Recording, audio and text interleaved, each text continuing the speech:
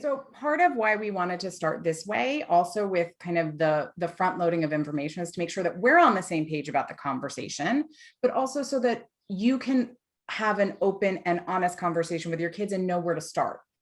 So from whatever age your child is, start talking to them about gender and gender differences and how do they feel in their body versus what do they want to wear, so that they get to be the fullest expression of themselves. And it makes it much easier for us to go have those conversations when we have some knowledge and information behind us. The gender unicorn, I kind of love, because who doesn't want to hang out with a unicorn? So even using that as a tool with your kids can be a helpful way, because ultimately you want your kids to be happy and whole, however that comes through.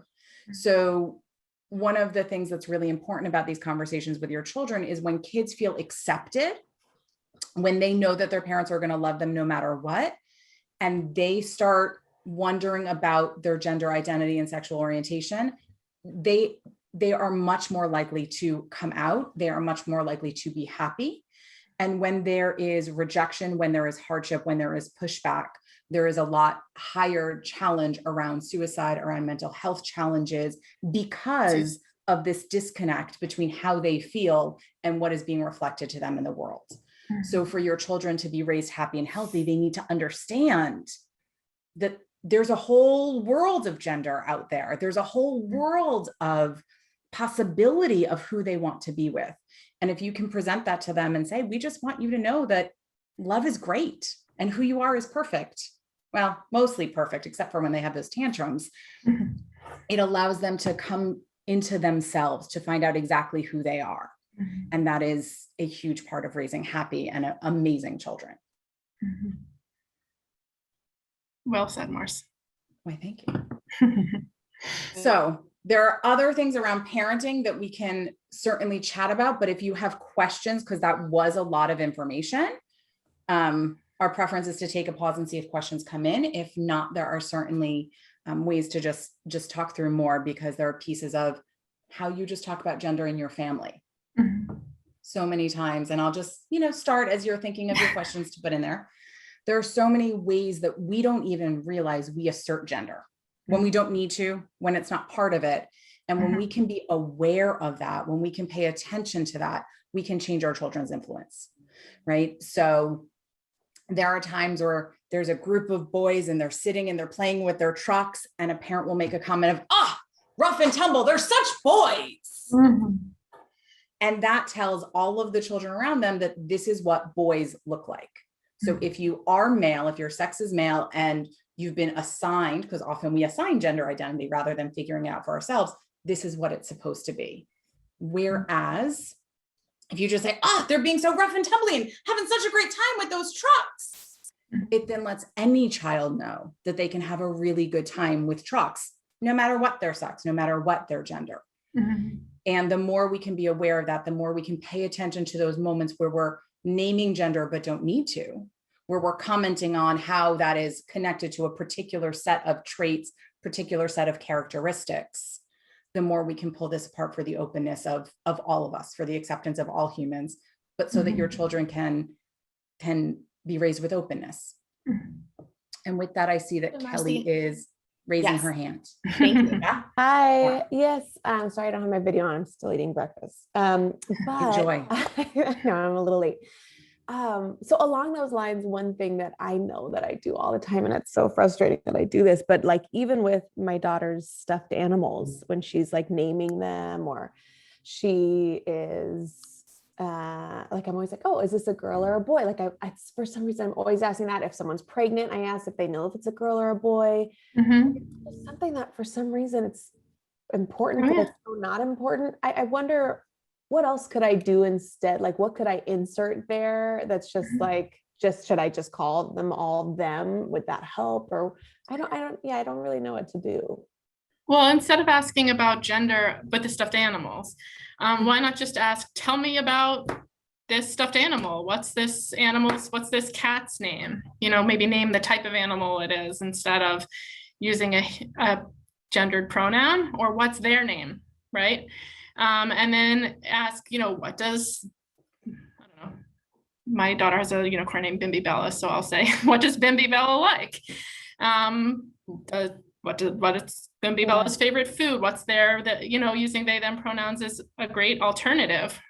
And then let your child sort of gender their animals as they want. And nor asking about the sex of the baby is like such a common answer, a cool thing that we do in our culture. To me, that is not a reflection of you. That is a reflection of how important or how salient gender is in our culture. And that's the first question we ask, and not like, you know, how have you been feeling? What are you hoping this baby will be like, or something like that. That's really a reflection to me about the way in which gender is imposed on us as a culture in a lot of ways. And even one thing that happens a lot is when we as human beings look at someone and we can't figure out what their gender is because they look androgynous or they don't clearly fit in the gender binary, that can be uncomfortable for us as well. And that is another example of how much we've been taught from every moment of our lives that gender is like the great divider of our culture. I mean, the early feminists used that term, the great divider. That's what they call gender.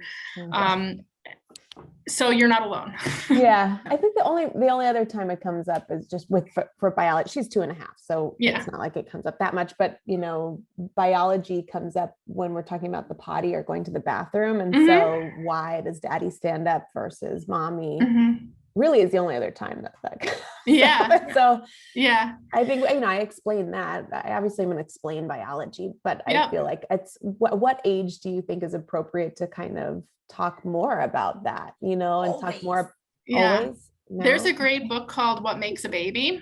And that's in my LGBTQ parenting Facebook groups. Like, that's the one that everyone loves, because it really talks about conception from a very gender neutral place, in that it says some bodies have a uterus, some bodies have sperm. Bodies that have a uterus usually also have a vagina. Bodies that have sperm usually also have a penis. And to make a baby, you need a sperm and an egg, and they have to go together. But how the sperm and the egg go together, it's like sometimes the egg and the sperm go together because the vagina and the penis go together, but sometimes that there's other ways that people can make a sperm and an egg go together. So it's very, very neutral in the way that it presents what conception and body parts are all about. And it allows to have a conversation about all sorts of different ways that families can be created. Got it. Thank you. So I just want to add one more recommendation to the stuffed animal conversation. Rather than asking about, is it a boy or girl, or gendering the stuffed animal, we also need experiences bringing in positivity, right? So you can ask what food they like, as Dr. Jess recommended, what colors they like. But I also love asking questions like, what are they amazing at? What do they dream of being when they grow up? So that you're creating this place in your child where when they fantasize, it's about wonderful things. It's about all of the fabulous possibilities, because you want to build that as a strength for your child. That's cool. Okay, thanks. And the one other thought I have for you too is that as your child gets older, there will be more opportunities that she comes to you and says, well, what's going on here with gender and sexual orientation? And she'll see it. And those are wonderful teaching opportunities. But I would also encourage you and all of the parents on this call to create learning moments so that you are bringing up gender. So you are having a conversation about openness. So you are talking to them about the possibilities that are out there, and teach them what you want to know. Because just like everywhere else where there is unconscious bias, the world will tell them things, and the world will tell them what's okay and what's not okay and how we do it.